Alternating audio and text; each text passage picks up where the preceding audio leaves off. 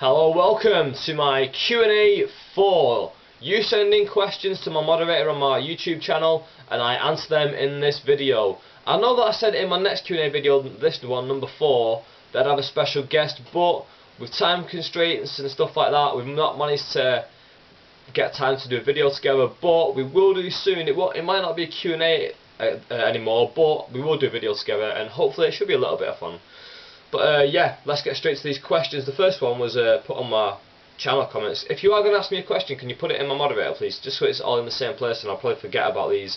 Luckily this is one of my latter comments, so I didn't forget about it, but it's from Skilled Stars. He says, or he or she even, seeing your Manchester WWE Live 2010 vid, just wondering if you're going to this one this year. Well, I've not planned on it, to be honest. I'm not going to rule it out. I probably will end up going if tickets still are available towards the time, and if it is going to be a live TV taping, then I probably will end up going to it. Like, me and my mates will end up talking nearest to the time, like, oh, do you fancy going? Then we'll end up getting tickets and going. Yeah, it should be pretty good. But yeah, at this moment in time, I've not planned on going, but you know, never say never. Could very well end up still going.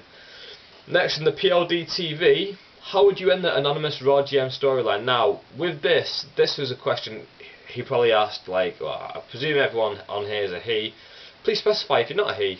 Then I know, but I just presume everyone's male asking these questions. I don't think for the majority of female wrestling fans bother like going on the internet and stuff like that for wrestling related stuff. The majority of them anyway. Some do obviously. Anyway, how would end the anonymous Raw GM storyline? Well, everything's up in the air, isn't it, with Triple H getting the vote of no confidence this week on Raw. So what I'd do is I'd have the Raw GM be revealed in the next couple of weeks. It could be anyone whatsoever, but I'd make it be like a more heelish character. Not Johnny Ace, because he can still be thrown in there as well. Not Stephanie McMahon. Someone like an old wrestler. And I'd have them basically fight with Triple H for power of the company. And at Survivor Series have a 5-on-5 match, and the winning team gets, the winning captain, whoever, sorry, will get to run the company. I'd have it to be Triple H in all honesty. Oh, you could probably have the Raw GM come out on top and have Triple H as like a wrestler from now on, because he's getting sort of into that role now where he's working matches and stuff, isn't he? So hopefully he does come back in the ring in that respect. But that's how I'd end it, yeah. How would you book Skip Sheffield and Mason Ryan when they both returned from WWE Upload 2012 from Bradford, England? Well, Mason Ryan's come back and they've turned him face. I don't know, a lot of people like don't like the guy because he looks similar to Batista. Now I think that's very unfair, especially because Batista debuted very late on in his career and he was surrounded by guys to make him look better. Whereas Mason Ryan, he was surrounded by other rookies, so they couldn't really make him look better. They all just ended up looking quite flat and quite plain. I think Mason Ryan could be bigger than Batista was if they just put similar big names around him to help him progress. And because he's younger, he's got a longer shelf life than Batista, and hopefully he won't fuck off like Batista did and say, oh, I'm going to do MMA. Wait, I'm not going to do MMA, I'm just going to lose a lot of weight and do a film thing, which I've not heard anything else from. But yeah, nothing against the guy, but I don't like it when people like just call him like mini Batista and stuff like that. I think it's a bit disrespectful, to be honest, especially when this guy could do a lot more than Batista. It's sort of writing him off from the start. Skip Sheffield, I'm a big fan of Skip Sheffield. I think you could put him as a world champion, give him 1 or 2 runs, build him up as a sort of Mark Henry character.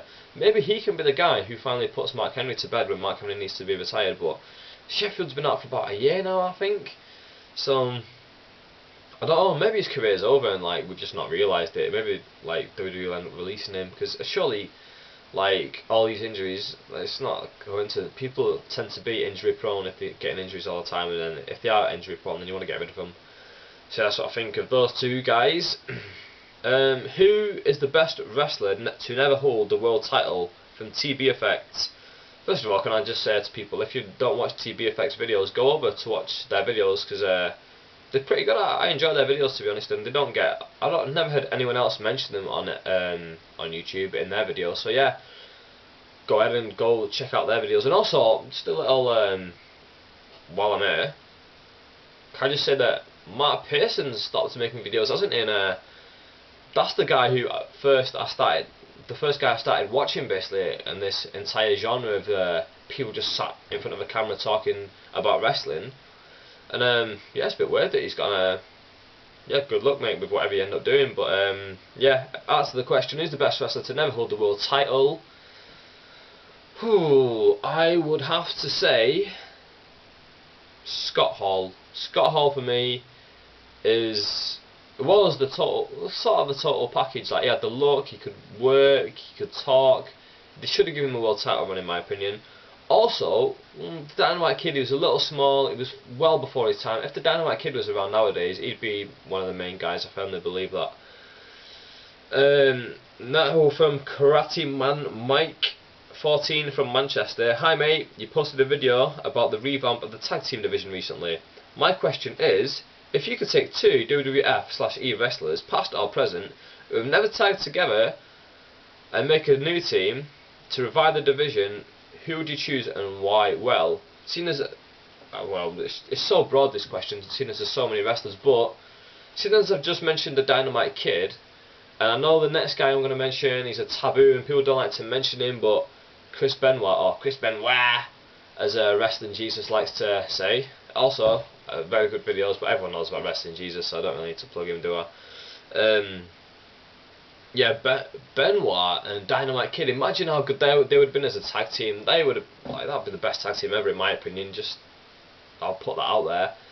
Fantastic. They would have been absolutely brilliant. But yeah, if you could put them as a tag team right now together, amazing. Next, my Mr. Wrestling. Do you enjoy Booker T commentating on SmackDown? No, I do not. Booker T is really, well, I'd say that he's really annoying, but I'm used to him now. He's not as big of an annoyance as Michael Cole, and I think that might be part of the reason why they've brought him in, to maybe make Michael Cole look like he's not as annoying as we think he is.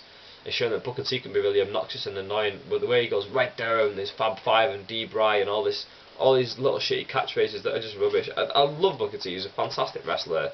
I still love, maybe a bit of a strong word, but still, I really like him. He's a good wrestler, but he's not a commentator, is he? He just doesn't have the it's not what it takes to be a commentator.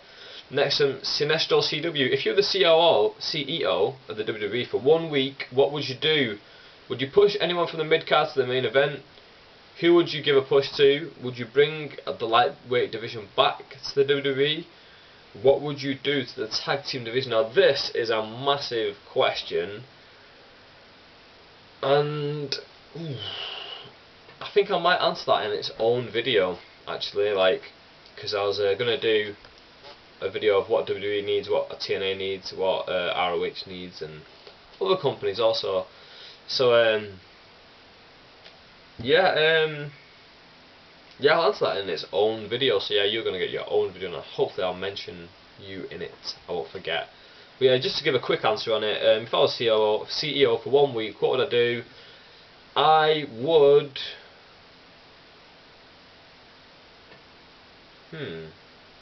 Things are like Beast, alright, and for a 1 week thing, a quick fix, nothing really needs a quick fix at the moment. Like, I would have taken the Divas title off Kelly Kelly. I'd tell him to stop hotshotting the world title. I'd do that. Stop hotshotting the world title.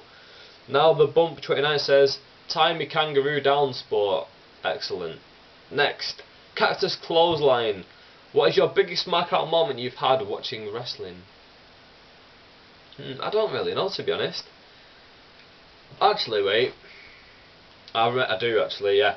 The first ever time I went to watch WWE Raw live, not at any wrestling event, not a WWE event, just Raw, at the actual Raw live taping itself.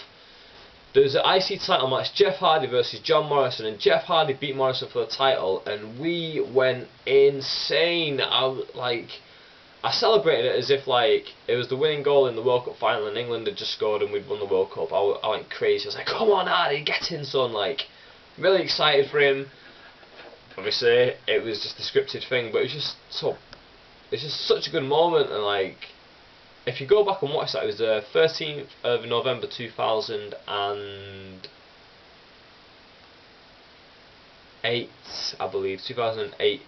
If you go back and watch the episode of Raw and listen to the pop for maybe 2009. No. 2007. It was 2007. No, it wasn't. It was 2006. Sorry, it's 2006. It was while I was in college. It was 2006. Yeah, 3rd of November 2006, Jeff Hardy beats John Morrison. Listen to the pop, to the YouTuber after this video. Have a listen, that should be a massive pop. But yeah, that was my biggest mark at the moment. Who cuts better promo, CM Punk or The Rock? WWE uploaded 2002 from Bradford, England. Again, another question for him. Personally, I'd say CM Punk, because The Rock has been cutting the same promo for the last decade, hasn't he, really? Over a decade. He just says the same thing over and over again. Now, he's the bigger name, he's the bigger character, he's more famous, he's more popular, so he has to do less. So he doesn't have to say as much, whereas CM Punk isn't as well known, so he has to say more controversial stuff, and he has to do more to get more over. So yeah, CM Punk does cut a better promo in my opinion. But if The Rock was in Punk's position, he'd probably cut a better promo than Punk if he was given the same sort of stuff. Next up, My Mr. Wrestling, are you part of the Straight Edge Society? In brackets, CM Punk. E.g., again in brackets, do you take drugs and drink alcohol? I'm not a part of the Straight Edge Society, no. I am not part of the Straight Edge Society. Although I don't do drugs and I don't drink alcohol, but I'm not a part of the Straight Edge Society. I think it would be quite fraudulent of me to come on here and say, yeah, I'm a straight edge because I don't drink and I don't smoke. Because I'm not. I'd be a poser if I was to say that I was straight edge. Next, main event, HD from Manchester, UK. Thoughts on Mick Foley? I like Mick Foley.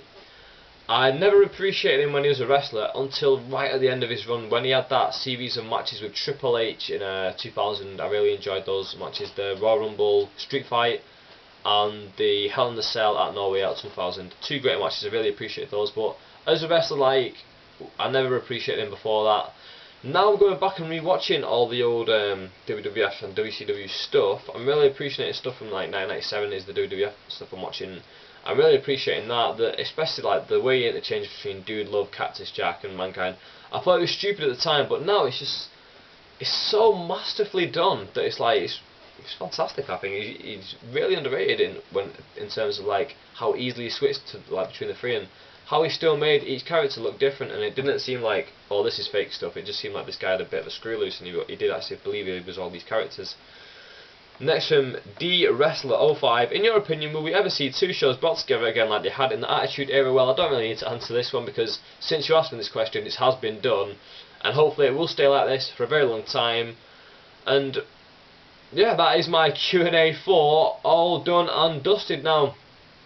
Q&A 5 will be done sometime in the month of November, although I probably didn't do one the entire September, but yeah, I'll be doing one in about 4 weeks time. So please get your questions into my moderator on my channel.